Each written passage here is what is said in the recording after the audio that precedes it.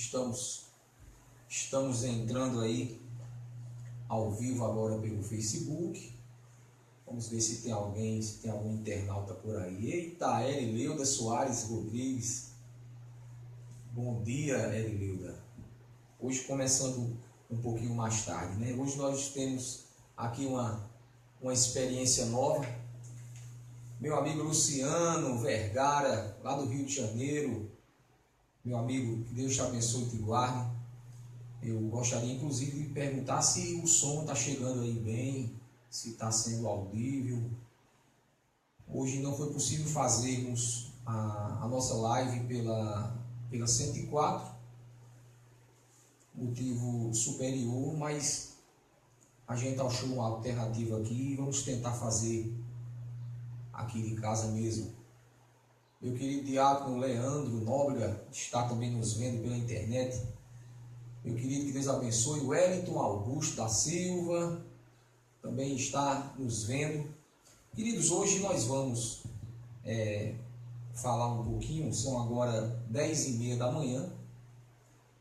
Nós vamos falar um pouquinho sobre a reforma protestante.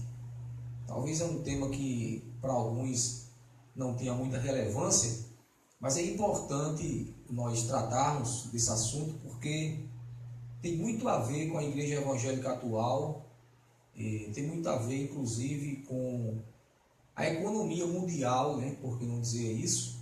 E também com muitos fatores da sociedade hoje, não apenas do ponto de vista religioso, mas econômico, político, muita coisa, né? A gente aprende ou recebe como contribuições da reforma desse fato que aconteceu há 500 anos atrás. E exatamente agora em 2017, né?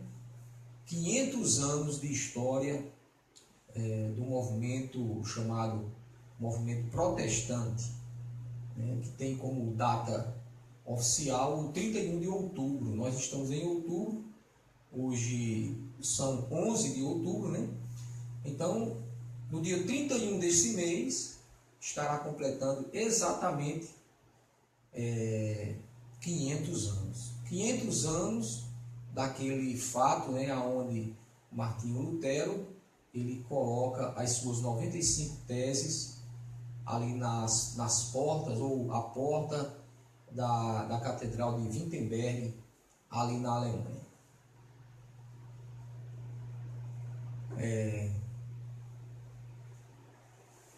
Alguém está dizendo aí que a transmissão está baixa. Vamos tentar mexer aqui. Exatamente isso. Eu quero que os internautas nos ajudem com relação à parte sonora.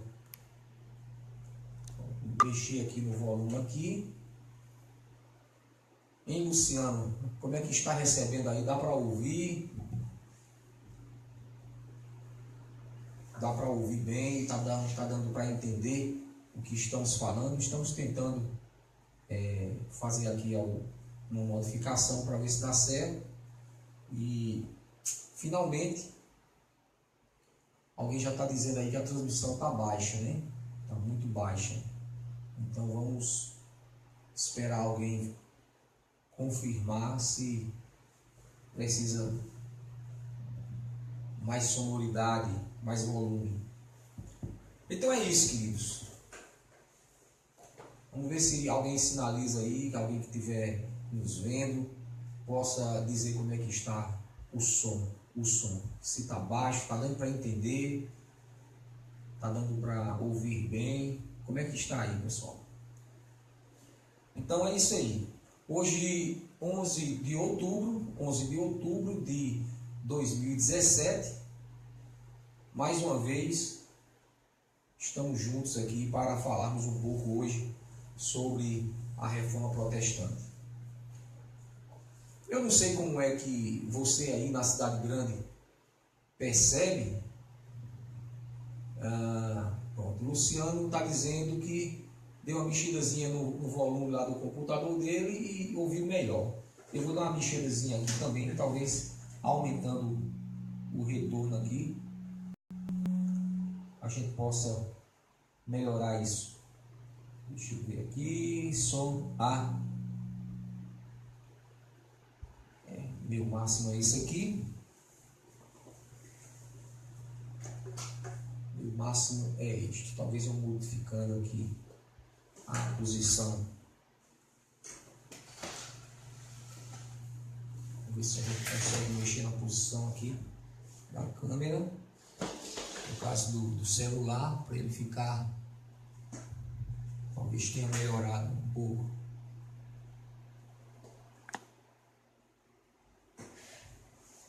Bem. Sônia Maria, Romeilson e Denise também estão nos vendo, nos assistindo. Então, queridos, vamos falar um pouco, né, sobre as impressões que nós temos. Pronto, Luciano está dizendo que está muito bom. Então é isso, vamos dar início. São no meu relógio aqui 10 horas e 29 minutinhos, tá bom? 10 horas e 29 minutinhos, dia 11 de outubro. Nós estamos no mês da Reforma Protestante e eu falava da importância desse cenário, né, histórico para a vida da igreja evangélica atual. Nós sabemos que há muita coisa que se fala por aí afora sobre a Reforma Protestante, inclusive algumas inverdades, inclusive algumas coisas que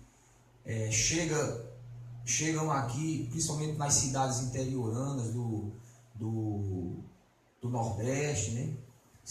Chega muito pejorativo você falar em Reforma Protestante, falar em Martinho Lutero, porque há uma forte, né, veiculação de inverdades do catolicismo romano em relação ao que ocorreu há 500 anos atrás, né? Valdir Benício está nos vendo também, Islânia, nossa querida Elaninha também está nos vendo. Muito obrigado pela audiência de vocês. Então, queridos, eu não sei aí na cidade grande, né, Luciano Vergara aí no Rio de Janeiro, talvez eles vivam num ambiente onde todos compreendem muito bem o movimento da Reforma Protestante, mas aqui no Nordeste, principalmente nas cidadezinhas pequenas, né, até igrejas evangélicas tendem a não falar sobre isso, a não dar relevância. As pessoas aqui espiritualizam muito e querem levar a coisa muito mais para o evangelismo. Temos que evangelizar, temos que falar de Jesus. E nisso, as próprias pessoas da comunidade vão viver suas vidas sem entender o que realmente aconteceu, né, há 500 anos atrás. Gedaías está nos vendo também pela internet, muito obrigado. A Adriana Nunes também está nos vendo. Sejam todos bem-vindos à nossa sala de bate-papo. Inclusive, vocês podem interagir. Se quiser fazer um comentário, fazer uma pergunta, fazer uma crítica, enfim, quiser contribuir com a nossa programação, manda uma perguntinha aí, qualquer coisa aí que a gente vai aproveitando e tratando sobre isso. Então, queridos, é bem verdade que nós vivemos num contexto praticamente instruído, né, educado pelo catolicismo romano. E eles não têm interesse algum de veicular, né, como algo positivo esse fato. Muito embora nós sabemos que esse fato existe nos livros, né, em toda a pedagogia secular, mas quem é que tem interesse de estar indo buscar essas informações? Fabiano Tamires está nos vendo, Pedro Romero também. Então as pessoas não têm interesse de pesquisar, de ir atrás disso. Então resta nós, como educadores de ensino religioso, também como profetas da casa de Deus, pastores, pregadores, cabe a nós, né, levar este ensino, dar a importância e a devida relevância desse fato, porque senão ele cai numa mesmice e as pessoas não são voltadas a estarem pesquisando, elas querem ouvir a coisinha mais ou menos já debulhada, já mastigada. Então eu acho importante a gente, pelo menos assim, nesse mês, a gente abrir o olhar, abrir a mente para entender ou tentar compreender melhor o que aconteceu naquele tempo. Se nós formos olhar diversas fontes históricas, nós vamos encontrar diversas causas razões pelas quais foram estupim da reforma protestante. Mas uma coisa que é ponto pacífico dentro do que foi o gatilho da reforma é a questão das indulgências. Então a questão das indulgências foi o gatilho principal, digamos assim, foi a gota d'água para que ocorresse aquilo que ocorreu há 500 anos atrás. Davi Tasso está nos vendo também. Marcos Santos, um cheiro no coração, querido. Um abraço para a Suzy, para todos os seus familiares. Então, queridos, vamos entender um pouquinho, né? Vamos entender um pouquinho. A história, ela mostra que Martinho Lutero foi uma das pessoas, né, que se levantaram ou que se levantou contra o que estava acontecendo naquela época. Obviamente, quando ele vem se levantar, vem elevar a sua voz, foi num momento crítico, num momento que eu acredito que foi aquela palavra certa na hora certa, aquela ação certa na hora certa, no lugar certo. Então eu acredito que foi dessa forma. Outros fizeram também, né? Nós vemos desde 1100 com Pedro Valdo, né? Onde vai surgir aquele movimento dos valdenses. Isso já era um princípio, né? Os historiadores chamam de a aurora da reforma, né? Isso já era o princípio de um movimento, ou seja, de que alguma coisa estava errada e que, se não fosse corrigida, iria explodir posteriormente. E vai, com certeza, acontecer isso, né, aqui nos dias de 31 de outubro de 1517, e aí com o personagem principal sendo Martinho Lutero. O nosso querido Luciano Vergara, né, está nos contribuindo com a nossa programação, dizendo o seguinte: falar de personagens que viveram há muito tempo é cansativo para a maioria das pessoas. Deixa eu tentar rolar aqui.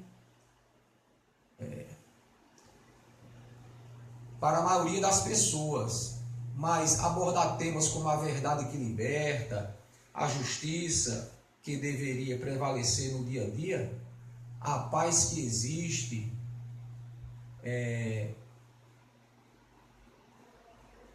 a paz que existe na consciência de alguém que se informa diretamente na fonte das boas novas e outros temas necessários, aí a coisa muda. É verdade, meu irmão, é verdade. Na verdade, a gente tem que encontrar nesses fatos históricos, mesmo que distantes de nós, né, nós temos que encontrar subsídios, né, elementos que possam contribuir para a edificação nossa hoje. Então, todas as vezes que reviro os livros históricos para estar ali entendendo os fatos, tudo isso alimenta mais ainda a minha fé, aumenta mais ainda as minhas convicções, me dá mais força ainda, inclusive, para continuar caminhando, para continuar fazendo a obra do Senhor. Porque nós não podemos ter dúvida acerca da nossa fé, nem acerca das nossas origens, de onde viemos, etc, etc. As nossas convicções, elas precisam estar sendo a cada dia alicerçadas mais e mais. Não é verdade, queridos? Então, estou aqui lendo um texto muito bem redigido aqui, pessoal da Igreja Metodista, onde eles dizem o seguinte: foi pego um texto de Hebe Frederick, que diz o seguinte: nenhum aspecto da vida humana ficou intacto, pois abrangeu transformações políticas, econômicas, religiosas, morais, filosóficas, literárias e nas instituições. Foi de fato uma revolta e uma reconstrução do norte, afirma, né, o escritor Hebe Frederick. Então, queridos, a reforma protestante não foi apenas um elemento religioso, né? Nós não temos muita noção da coisa, porque tanto está distante de nós em questão cronológica, como cultural também, e geográfica, né? Um fato que acontece ali na Europa, dentro de um contexto onde o Brasil nem existia, né? Politicamente, etc.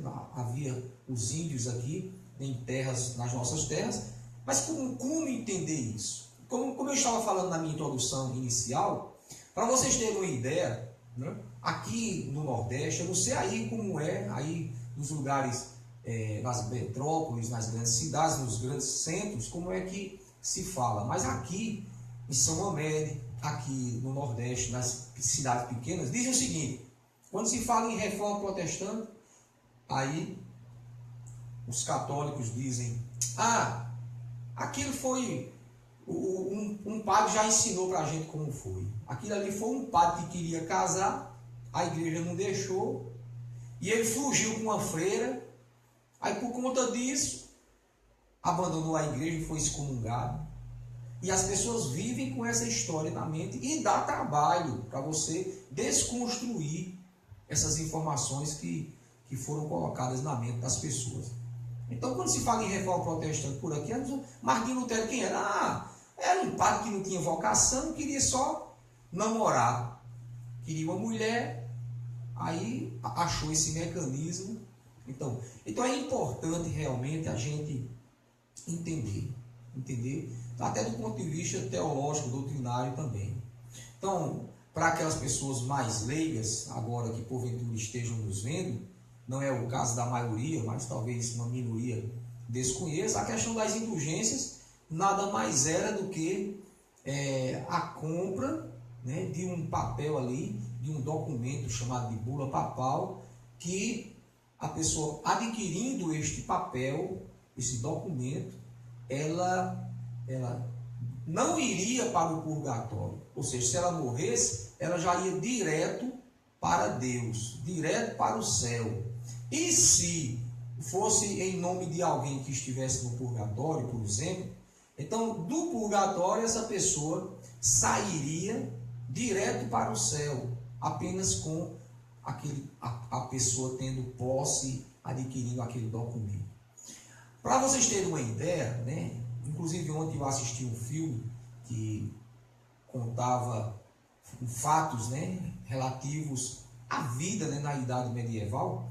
Então, naquele tempo, na Idade Média, se falava muito do inferno.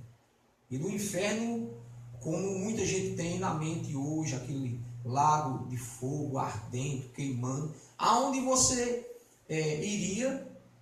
Todo mundo tinha que ir para purgar os pecados inicialmente, ou seja, era o lugar onde você purgaria os pecados, ou seja, iria sendo limpo os pecados ali por um determinado tempo, até que você cumprisse todo aquele processo, estivesse limpo o suficiente para ir para a morada eterna, que era o lugar onde Deus está. Então era um processo. E algumas pessoas em vida, eles ficavam livres por uma vida de santidade e etc. E sempre eram, né, no ensino, os do clero romanos. Esses, sim, dependendo da sua vida, da sua vivência, poderiam ficar livres, inclusive, do purgatório. Poderiam passar direto para Deus, sem ter que purgar pecado, porque haviam se tornado santos aqui na terra. Então, este era o ensino básico. As pessoas não tinham acesso à educação, 95% da população era analfabeta, era raríssimo uma pessoa que soubesse ler ou escrever, e só quem tinha acesso à educação era o clero romano, eram os imperadores, eram os reis. Então, os 95% da sociedade era analfabeta. Então, eles viviam aprisionados nessa ideia do inferno. Então, tudo era razão para você ir para o inferno. Por exemplo, se você não batizasse a sua criança, então a criança chegasse ao ponto de morrer, ela ficava pagando e ia para o inferno. Então, se houvesse algum tipo de pecado grave cometido, a pessoa morrendo já ia para o inferno. Então, todo mundo vivia debaixo dessa opressão. E aí, nisso a igreja da época, no caso dominando a igreja católica romana, ela ditava as regras e controlava muito facilmente as pessoas por causa desse temor, né, desse temor do inferno. E nesse tempo, né, no tempo do Papa Leão X, que estava com muita dificuldade econômica, financeira, para terminar as construções, as obras da construção da Basílica de São Pedro, teve a brilhante ideia de criar esse trabalho da indulgência. E foi feito, né, esse trabalho com muita eficácia no tempo. Né? Foram colocadas pessoas à frente para ficar vendendo essas indulgências. Essas indulgências eram exatamente, como eu falei no início, um documento que livraria as pessoas desse inferno, desse fogo eterno. Então,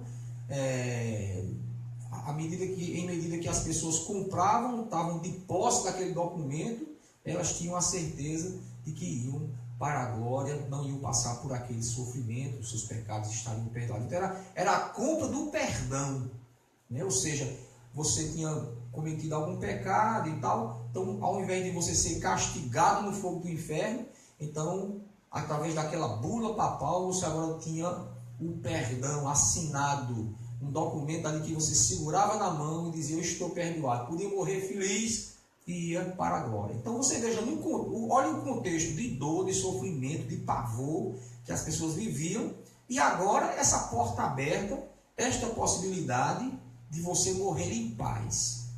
Essa possibilidade agora de você morrer tranquilo, sabendo que não ia passar pelo inferno. Então, com isso, né, as multidões chegavam nos templos, né, nas igrejas da época, para trazerem os seus dinheiros, que eram sofridos, né?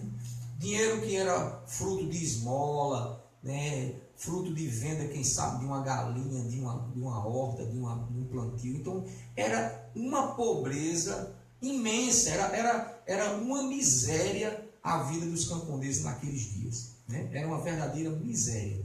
Mas aí eles se esforçavam para juntar um pouquinho do seu dinheiro e levar para aonde estavam aquelas caravanas das indulgências que vinham para assim eles terem acesso a esta grande bênção que era este documento, essa bula papal do perdão dos seus pecados. Então, queridos, quando Martinho Lutero, que era um monge, que era um padre, era também um teólogo, era também um professor ali em Wittenberg, que já tinha suas insatisfações, que já tinha muita coisa que ele estava tentando, né, resolver ou tentando engolir forçadamente, muitas coisas que já não estavam mais dentro do ambiente do aceitável. Quando ele toma conhecimento de que esses fatos estão acontecendo, então ele, o que é que faz? Ele não aguenta. Essa daí foi a última gota d'água, né, para Martinho Lutero. Ele disse: não, isso aí eu não suporto, isso aí eu não aguento, agora eu tenho que manifestar. E aí ele faz as suas 95 teses, mostrando com suas considerações, né, mostrando o erro, aonde estava aquilo, ferindo com o próprio ensinamento bíblico e também com a verdade. Inclusive, conta-se que ele teria dito o seguinte: se o Papa tem o poder de tirar as almas que estão lá no purgatório, que estão em sofrimento, por que ele não faz isso de graça, né? Ou seja, no 0800? Por que não faz isso de graça? Então, ficou notório que aquilo era, na verdade, um mercantilismo da fé. Era, na verdade, um instrumento para arrecadação de fundos, ficou notório. E aquilo veiculou como poeira lançada ao vento, né? Aquilo foi espalhado por todas as províncias da Europa e foi realmente pegando fogo e veio culminar com isso que nós entendemos, né? Esse fato das 95 teses aconteceu no dia 31 de outubro de 1517, por isso que 31 agora vai estar completando exatamente 500 anos. Em 500 anos, né, nós estamos de distância desse fato e ainda precisamos aprender muito, porque existe muito a se aprender nesse fato, nesse feito. O historiador e professor da Faculdade de Teologia da Igreja Metodista, o reverendo José Carlos de Souza, ele explica que o comércio, a atividade pública e as próprias igrejas, entre muitos outros setores, possuíam demandas que requeriam cuidadoso preparo. Toda mudança social traz novos desafios, não tenha dúvida, né? Inclusive o professor ele salienta o seguinte: certamente por essa razão Lutero sentiu-se impelido para falar e se pronunciou de modo enfático sobre a necessidade das autoridades civis investirem na educação. Ou seja, desde aquele processo ali que veio descambar primeiramente com um ensino falacioso, né? Vindo de, digamos assim, de uma posição superior, elevada, né? Fazendo com que uma grande massa acreditasse numa mentira, né? Martim Lutero, depois desses momentos, desses dias reformistas, ele vem a trabalhar muito, a exercitar muito a ideia de que fosse investido fortemente na educação. Porque se as pessoas tivessem acesso à educação, tivessem acesso a conhecimento, tivessem o seu aspecto intelectual e cultural mais fortalecido, as pessoas não seriam engoldadas tão facilmente com essas falácias. E daí, o que é que vai ocorrer como contribuição para nós hoje? Esse investimento que foi dado, né? Então, esse olhar tão especial para a educação. Então, você que, talvez você que estuda, você que é uma pessoa que tem acesso à educação, talvez você não se dê conta, mas a importância da educação, né, os valores dos professores e tudo isso que você vê hoje como uma coisa normal, isso nunca foi assim. Aliás, sempre não foi assim, né? Então, a partir da Reforma Protestante, a partir de Martinho Lutero, a educação ela começou a ter um olhar especial e a metodologia dos reformadores daí para frente era sempre esta: a cada igreja criada, a ideia era criar ao lado também uma escola.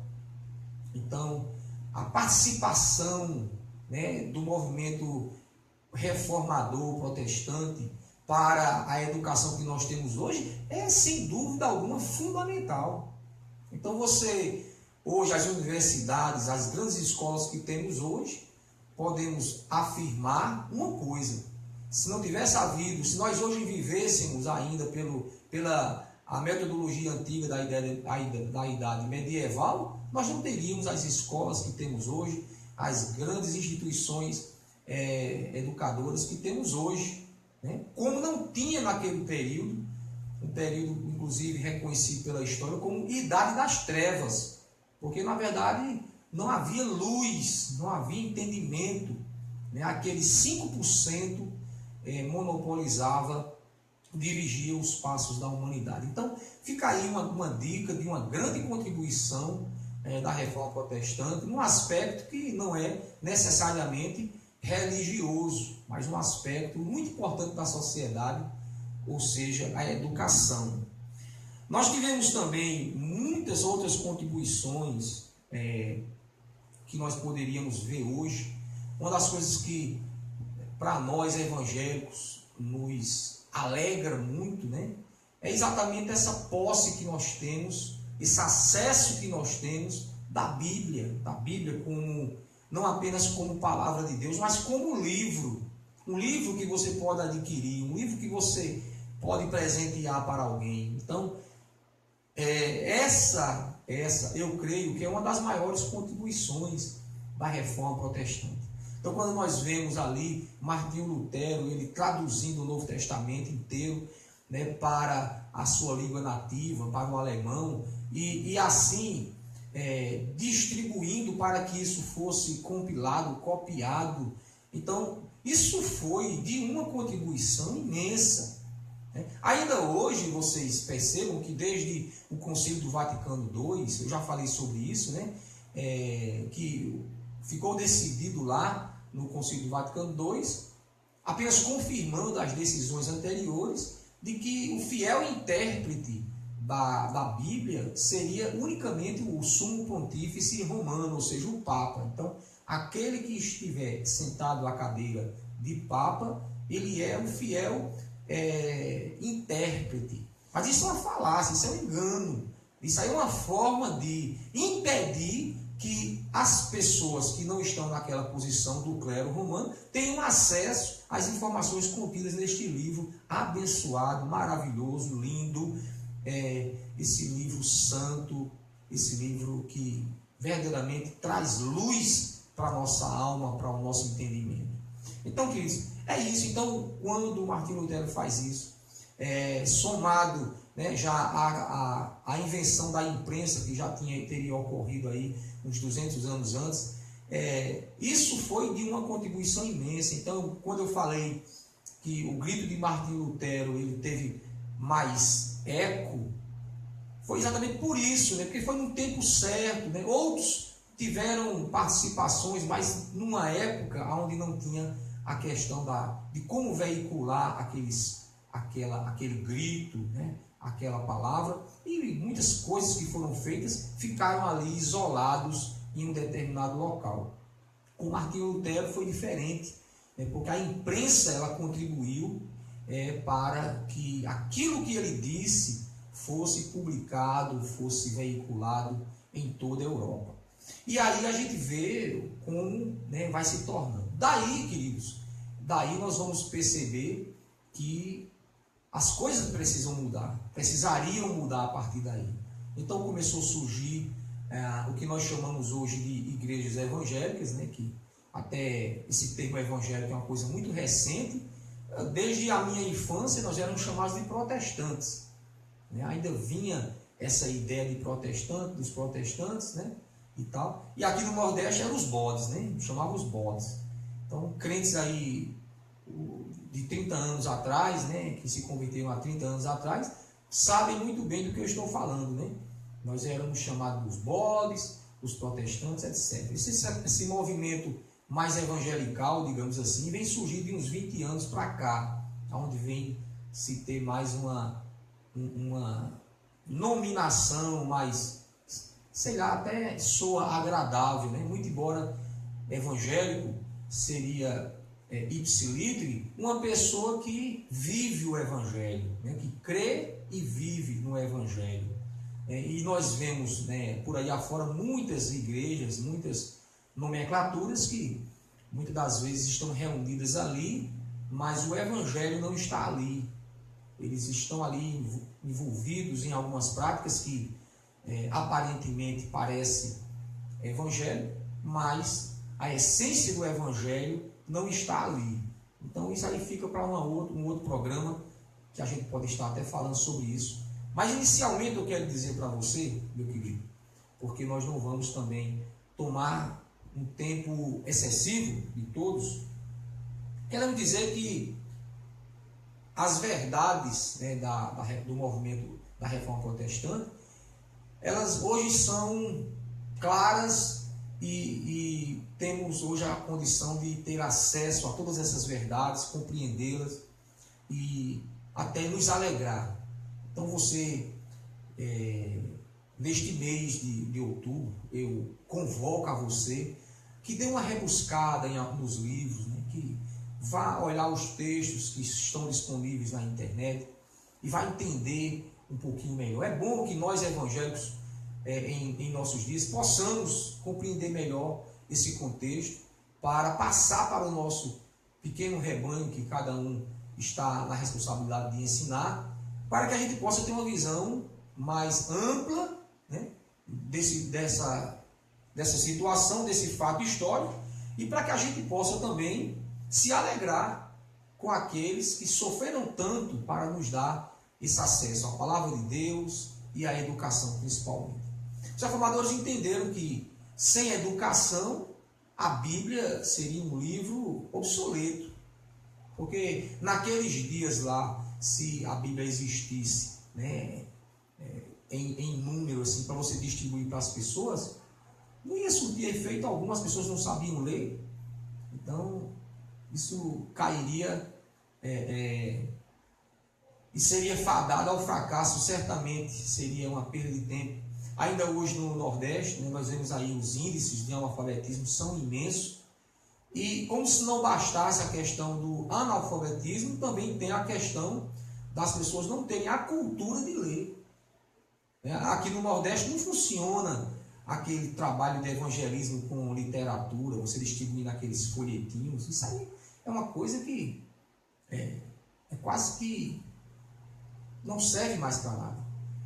A gente antigamente fazia isso porque as pessoas até desconheciam que o analfabetismo era tão grave e estava expandido de uma maneira tão grande aqui no nosso país.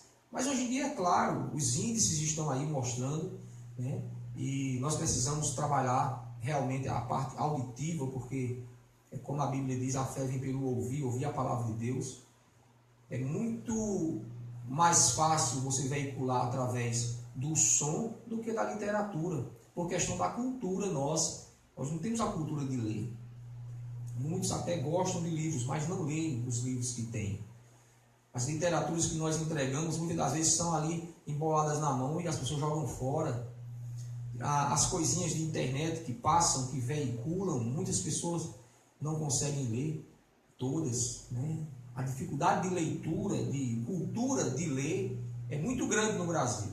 E eu acredito que em outros países também.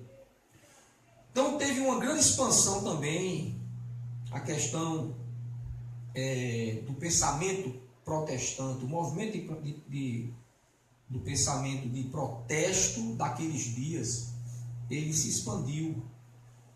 A América do Norte, por exemplo, ele contou com uma colonização de vários grupos protestantes, na chamada Segunda Reforma. E o antropólogo e escritor Darcy Ribeiro, muito conhecido, ele afirma no seu livro A Universidade Necessária que nos Estados Unidos o ensino superior cresceu mais livre, mais democrático e mais fecundo. Está vendo? A gente vê os Estados Unidos hoje, né, com essa democracia, com esse senso de liberdade, essa cultura de valorização, de nacionalidade, inclusive de valorização da palavra de Deus e dos próprios princípios cristãos. Isso tem origem, isso tem razão lá no movimento da reforma. Né? Isso vai acontecer não imediatamente, né? Mas por uma questão de efeito dominó, né? Assim como vai chegar aqui no Brasil também os evangélicos, digamos assim, fugindo, né, das perseguições da Europa, também isso vai acontecer, vai ocorrer ali na América do Norte, com aqueles que vêm também fugindo da Europa, né, que vêm fugindo da Inglaterra, para tentar encontrar um lugar onde eles pudessem viver a sua fé livremente, com paz em Deus e etc. Então isso vai construir, e isso vai encontrar um espaço muito forte na América do Norte, porque lá não vai ter a ingerência, né, da Igreja Católica Romana. Por isso que a nação dos Estados Unidos, né, ela inclusive muito mais nova do que o Brasil, né, é a potência que é. Né? Ela não recebeu influências apenas religiosas, mas com o movimento reformista ou com a reforma protestante, vem chegar valores também econômicos, valores de liberdade, de ética, moral e de senso de tomar posse e de ser abençoado. Então as pessoas tinham aquela certeza de que aquelas promessas lá do passado, onde você iria adquirir uma terra, viver em paz e ser abençoado ali, prosperar e etc. Isso foi muito forte nos colonizadores ali dos Estados Unidos, né? Desde a formação ali das 13 colônias, né, que vão depois ser, digamos assim, 13 colônias separadas que vão se unir, né, dando aí o fundamento, né, para os Estados Unidos. Essas províncias que vão se tornar estados e depois que vão se unirem até ser os Estados Unidos como nós conhecemos hoje. Mas entendam, no Brasil não foi assim, porque no Brasil veio as caravanas ou as caravelas, vieram já com a ingerência do catolicismo romano, que já estava nesse período sofrendo já uns problemas. Você veja que quando vão chegar as caravelas aqui no Brasil, o ano era 1500. 1500. E ali você observa que 17 anos depois, ou seja, 1517, vai acontecer essa explosão, né, onde vai explodir, de fato, o movimento da Reforma Protestante. Então você percebe o distanciamento muito pouco, 17 anos. Né? Ou seja, já tinham portugueses aqui, já tinham os jesuítas aqui no Brasil e estavam já trabalhando a ideia da cristianização dos índios e aí, o processo de colonização aqui de terras brasileiras, mas já na Europa estava a fogueira acesa, né? Já estava a fogueira acesa. Então, 17 anos depois que essas caravelas atralam, ou que elas, perdi até a palavra aqui, mas que elas chegam aqui em terras brasileiras, aportam aí, não sei nem, não tinha porto, não tinha nada, mas digamos que ancoraram, né, aí nas terras brasileiras, 17 anos depois já estava acontecendo isso que nós conhecemos como movimento da Reforma Protestante. Como se não bastasse também, para você entender, né, o que o Brasil é hoje, né, nós precisamos entender que se tivesse nesse mesmo processo, nesse mesmo tempo, tivessem vindo também pessoas com essa mentalidade reformada, o Brasil não era o Brasil que nós conhecemos hoje. Atrelado na corrupção, atrelado no analfabetismo, né? Atrelado na violência e em tantas outras situações pejorativas. Veja, lá nos Estados Unidos, você procura uma pessoa analfabeta, é muito difícil. Você vai encontrar pessoas que poderão falar vários idiomas e serem bastante conhecedoras das culturas dos povos. No Brasil é totalmente diferente.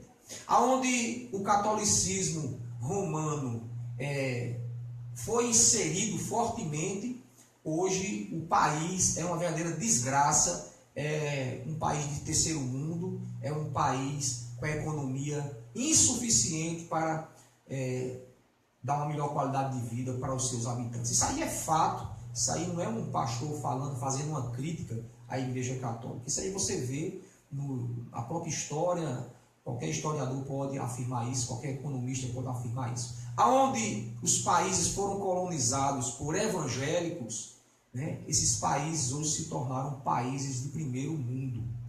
É porque quando vem a fé associada aos valores humanos, aí a coisa muda. E a fé apontada para o alvo. Porque tem muita gente que tem fé, mas a fé é desviada do alvo. Então o alvo é Cristo, e os reformadores sabiam muito bem disso, e precisavam manter sempre esta seta apontada para o alvo, né? Para o autor e consumador da nossa fé, que é Cristo Jesus. Então essa mentalidade reformada, ela vai ser espalhada, expandida por todo mundo, né? E eu costumo dizer aqui em São Amélia, aqui para os meus irmãos aqui, digo que isso acabou chegando aqui em São Amélia. São Amélia é um pontinho ali no mapa, né? Se não fossem os valores que normalmente temos, seria um pontinho ali isolado e insignificante. Mas o Evangelho chegou aqui. E se chegou aqui, chegou fruto dessa explosão ali em 31 de outubro de 1517. Então, queridos, grandes contribuições a Reforma Protestante nos deu e vai continuar nos dando. É necessário que nós, para não perdermos, né, o tempo, não perdermos, digamos assim, os valores, a importância desse ato, a gente deve realmente pesquisar um pouquinho mais. Eu aconselho você que é pastor, aí na sua igreja neste mês, fale alguma coisa sobre isso, dê uma devida importância a esse movimento, que não foi apenas um movimento religioso, mas foi um movimento histórico da humanidade. É um movimento que marca a humanidade profundamente, né, com marcas que jamais serão cicatrizadas, né?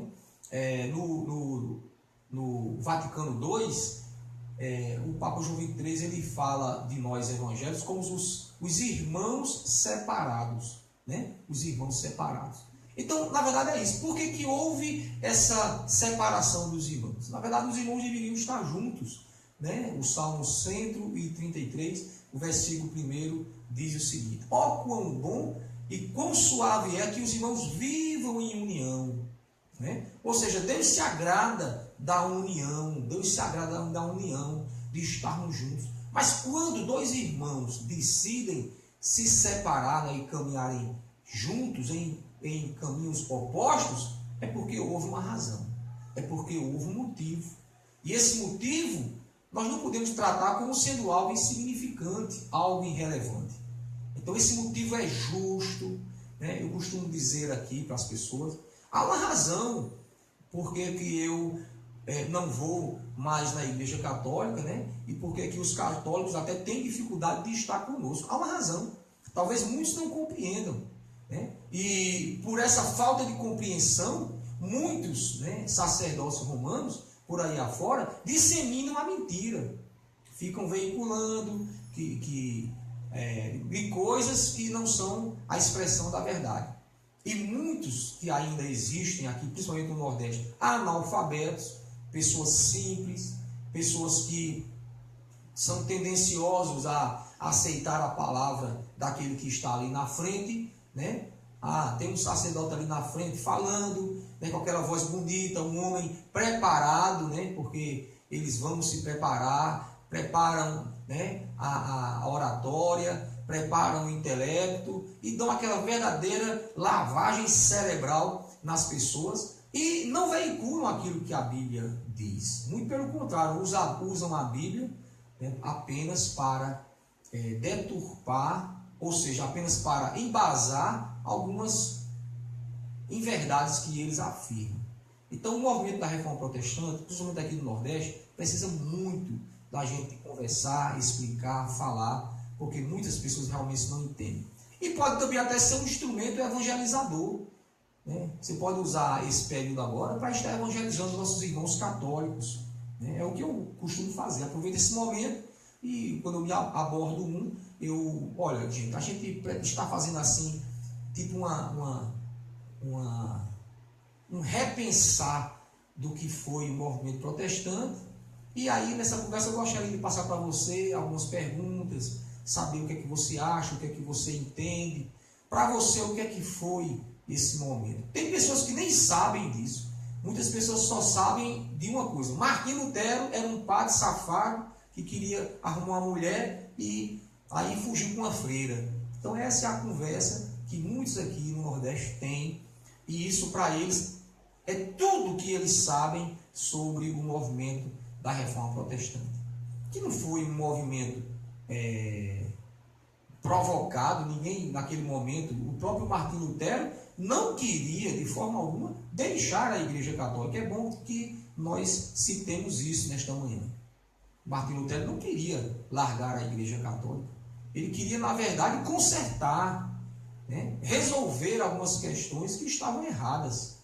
E se você que ama história for fazer uma pesquisa, o clero romano estava, né, em decadência.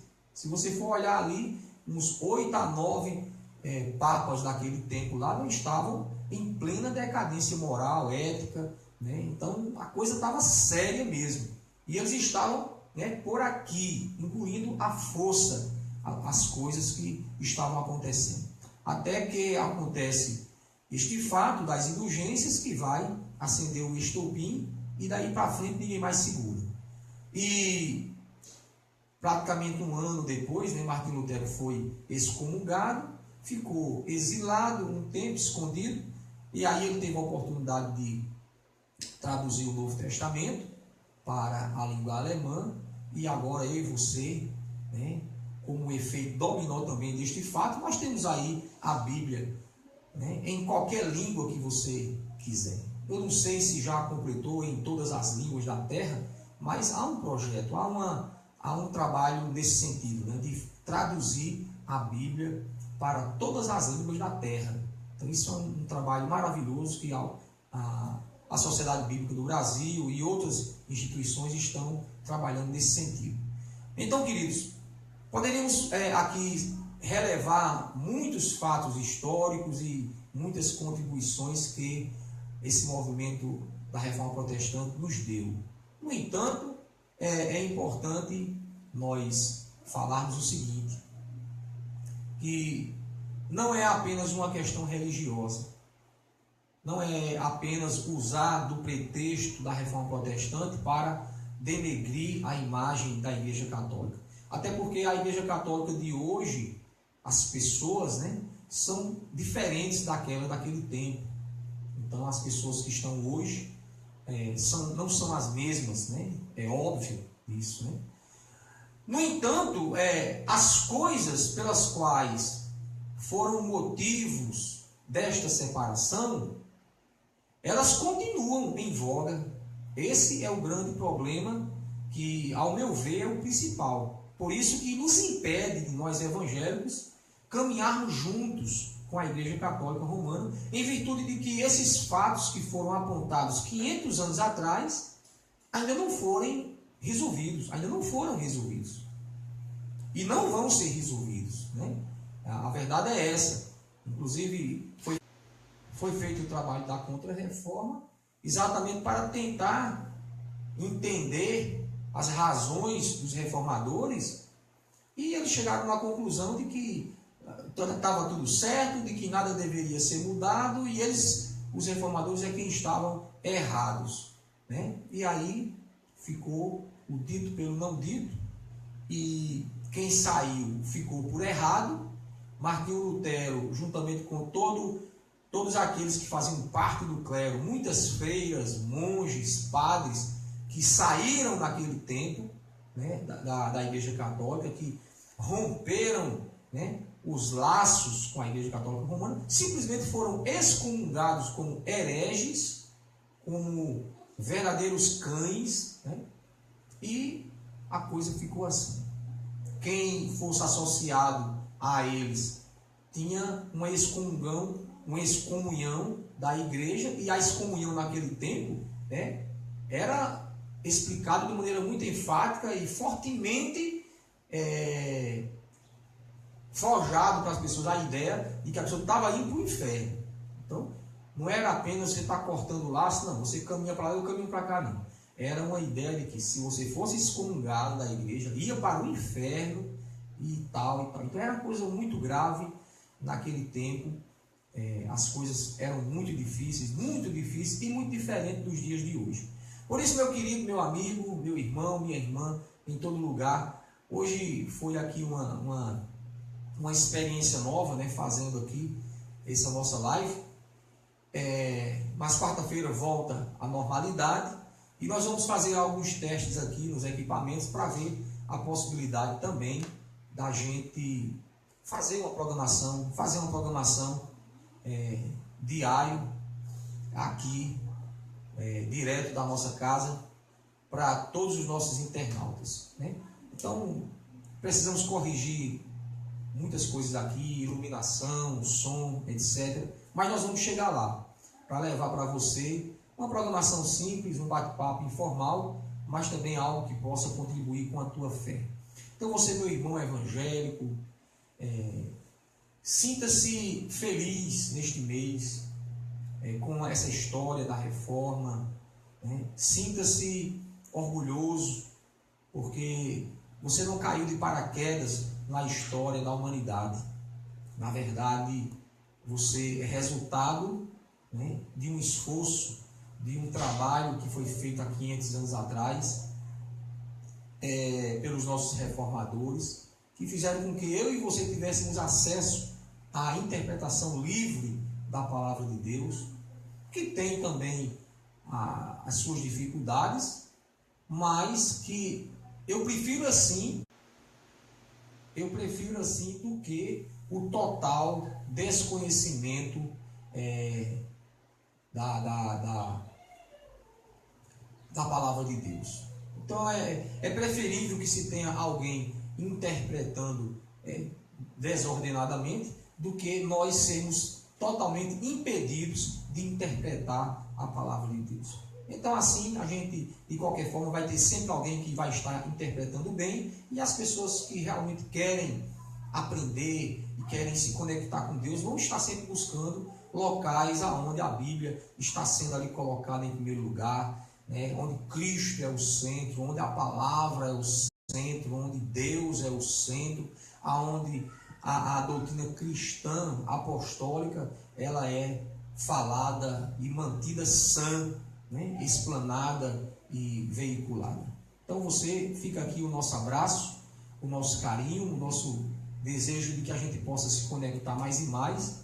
Eu quero também dizer que nós temos um canal chamado de Oficina da Fé no YouTube, e nós vamos tentar também dar uma movimentada nele, para que a gente possa achar um jeito de usar essa ferramenta para contribuir com a pregação do Evangelho. Preciso de cooperadores, então já vou dizendo que alguns amigos internautas que nos veem, que costumeiramente gostam das nossas palestras, se você quiser cooperar conosco, nós queremos demais a sua cooperação.